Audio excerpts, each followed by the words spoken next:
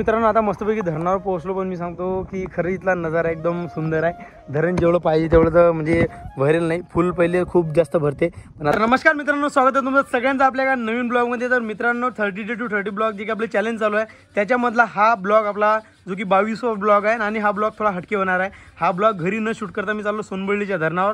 म्हणलं तुम्हाला सगळ्यांनी ते धरण भरलं. एक आपल्या भावांचा मेसेज आला होता भाऊचा की दत्ताभाऊ ते धरण भरलं, जा तुम्ही, काही विषय नाही. तर एक वेळ जाऊन पाहा तुम्ही. तर मला म्हणजे भारी वाटलं की मेसेज करून सांगलं की दत्ताभाऊ धरण भरलं, तुम्ही एक वेळ तिकडे फिरायला जाऊ शकता. तर गणा मी फोन केला, तो गणा आपली गाडी घेऊन येऊ राहिला आणि आपण गाडीवर बसून आता सध्या सोनबर्डीच्या धरणावर जाऊ. चला निघूया मित्रांनो.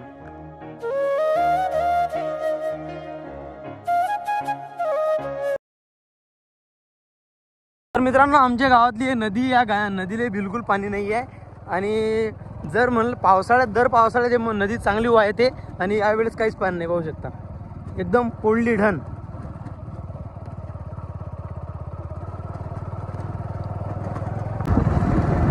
तर मित्रांनो आमच्या गणाला काहीतरी रस्त्यामध्ये अडचणी आल्या, त्याच्यानं गण्यानं डायरेक्ट गण्याचं वाहन आपल्या जवळ देऊन दिलं की मामा हे तुम्हीच चालवा, आपल्या जण हे घोडा आधी आपली चलाव. ओके, तर एका घोड्यावर आम्ही 2 रिकामे जण चालल्याला फिरायले. रिकामे नाही तसं, गणे बी कामाचाच माणूस आहे. आणि मित्रांनो खरं नहीं हो, हम भी रिकामे नहीं, राजा ब्लॉक करने के लिए जा रहे हैं हम लोग. तो हमारे जो भाई लोग हैं उनको भी पता चलना चाहिए कि हमने हमारे गांव के पास में सातपुड़ा पर्वत है, उसमें क्या क्या देखने जैसा आहे. बरोबर ना दादा?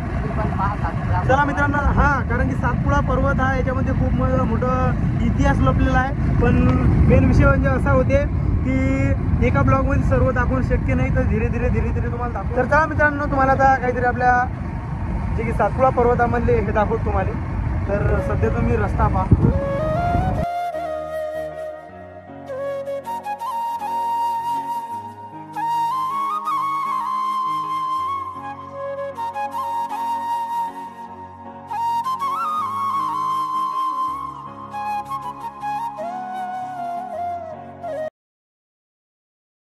गाडीवरून तुम्हाला जे वर ते ढग दिसत आहे आणि ढगाच्या खाली जे डोंगर आहे तेच सातपुड़ा पर्वत आहे.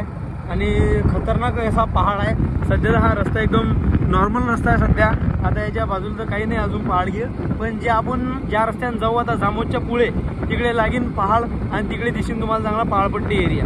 आता जामोदून सोनबर्डीच्या धरणाच्या साईडनं गाडी टाकली आणि हा रोड सरळ धरणाला जाते. आणि या बाजूला सातपुड़ा पर्वत पहा मित्रांनो, किती मस्त वाटते. आता सध्या कॅमेरा हा अल्ट्रा वाईड मध्ये सेट आहे, त्याच्यानं तुम्हाला हा पहाड म्हणजे पर्वत खूप दूर वाटत असेल, तर खूप दूर नसून खूप म्हणजे जवळ आहे पर्वत. आता अल्ट्रा वाईडच्या दूर वाटते, बाकी नॉर्मल अँगल मध्ये घेतलं की लगेच तुम्हाला असं वाटत नाही की पहाड जवळ आला का. पाहता नजारे.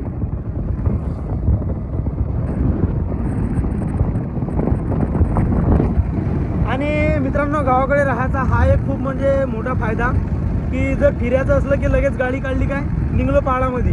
आणि पहाडामध्ये सुकून आहे, जे म्हणजे शांतता आहे ते खरंच कुठेच नाही आहे, जे असं म्हणजे खेड्या भागात आहे असते ते. आता हे पहाडी किती मस्त घर आहे, हे बघ.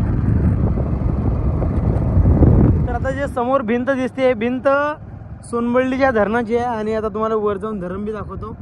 आणि मित्रांनो खरंच इकडे घरं पहा की मस्त मस्त घरं दिसतात, मस्त कौलूचे घरं बांधलेला. हे पहा,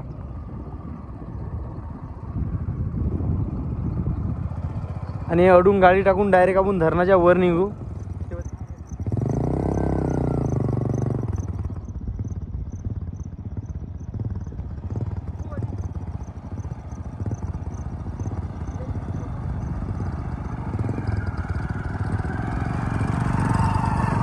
आता मस्तपैकी धरणावर पोहोचलो, पण मी सांगतो की खरं इथला नजारा एकदम सुंदर आहे. धरण जेवढं पाहिजे तेवढं तर म्हणजे भरेल नाही, फुल पहिले खूप जास्त भरते, पण आता कमी जास्त 25% भरलं असेल. पण बस जास्त जर भरलं असतं तर पूर्ण हे धरण भरलं असतं. याच्या लोक पूर्ण पाणी असते. आणि तिकडे पाहिजे मस्त की माणसं मासोळ्या पकडून राहिले. आणि हे पहा असा नजारा. आणि हा सातपुड़ा पर्वत सगळा ही एक सातपुड्याची रांग आहे मित्रांनो, डायरेक्ट तिथपर्यंत, जिथपर्यंत आपली नजर पुरत नाही तिथपर्यंत. ये ना इकडे, कोण थांबला.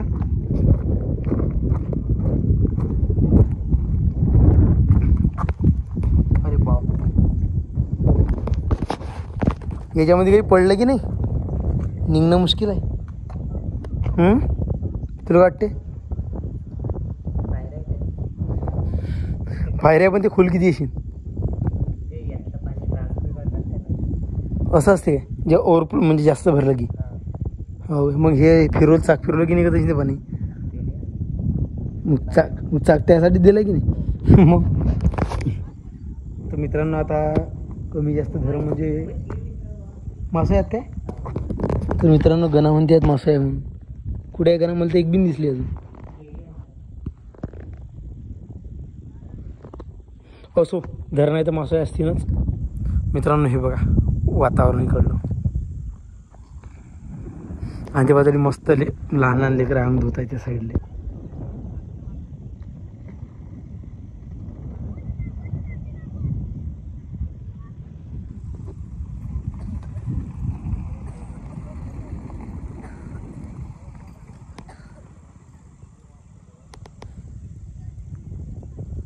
तर मित्रांनो इथे येऊन कमी जास्त अर्धा तास झाला आणि जो हा सौंदर्य आहे म्हणजे निसर्गाचा खरंच हे पहाड आणि पाणी इथली शांतता एकदम खरंच अशी मनाला भावते पहा तुम्ही आणि खरंच इथं येऊन मस्त वाटलं एकदम जबरदस्त गणा इकडे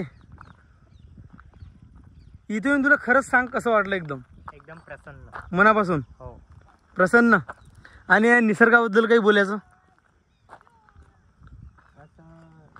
काही बोलायचं म्हटलं तर हे फक्त फील केल्या जाऊ शकते सांगता काही येणार नाही तरी काही आपल्या व्ह्युअर्सले सांग तू तर मनातलं काही की अशा वातावरणात येऊन तुला कसं वाटते शांतीसाठी वातावरण बेस्ट आहे माणूस दिवसभर साहजिक आहे तरी टाईम निसर्गासाठी दिला पाहिजे आपण आयुष्यामध्ये खूप काही कामं करतो बिझी राहतो त्याबद्दल हे सर्व ठीक आहे पण जर तुम्हाला कधी असं बाहेर जायचं वाटलं तर साहजिक आहे सगळे निसर्गरम्य वातावरणातच जातात आणि हे असं एक त्याच प्रकारचं निसर्गरम्य वातावरण आहे तुम्ही पाहू शकता आणि हे पाहण्यापेक्षा फील करणं हे खूप महत्त्वाची गोष्ट आहे आणि खूप कमी लोक असतात की खूप कमी भाऊ लोक असतात की ते म्हणजे अशा वातावरणामध्ये येणं म्हणजे हे करतात कारण की खूप जॉबच्या ना काही अटकेलात काही आपल्या ग्रामीण भागातले आहेत की ते असे नजारे काही कारणास्तव फिरायला जात बी नाहीत मेन गोष्ट म्हणजे पण काही विषय नाही कधीतरी जर टाईम भेटला तर अशा निसर्गात या आणि खरंच एक